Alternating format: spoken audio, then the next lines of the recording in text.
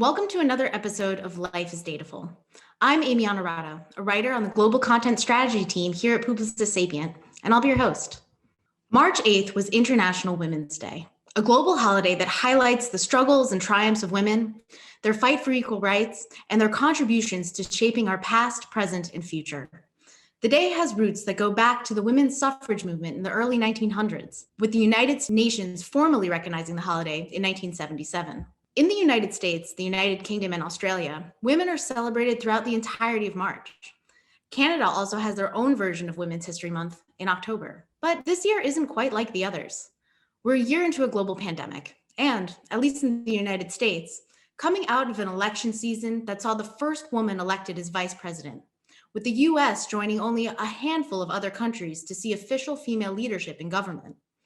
This year, the United Nations emphasized the role women play in COVID-19 recovery efforts and the challenges that remain when pursuing a path towards greater equality. So, in honor of Women's History Month, we're taking a look at women in tech and how the industry continues to bring diverse voices to the table. According to a study by Pew Research, though women make up roughly half of all US employees in STEM occupations, there are areas of underrepresentation by sector.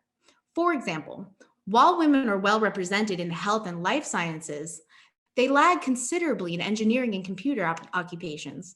Wage gaps exist too, with larger disparities across STEM jobs when compared to all other areas of employment. And as far as female leadership, the startup scene is not only disrupting the market, but embracing diversity. According to analysis from Crunchbase, 20% of global startups that raised their first funding round had a female founder, almost double the rate reported in 2009. In line with the emergence of more startups in the market as a whole, the number of female-founded startups also nearly quadrupled, with close to 10,000 startups with at least one female founder reported. In 2019, 21 female-founded companies were considered unicorns, meaning they raised at a valuation of $1 billion or more. But as far as taking a company public, well, that's a different story.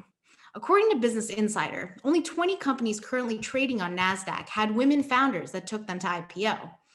4 of those happened in 2020.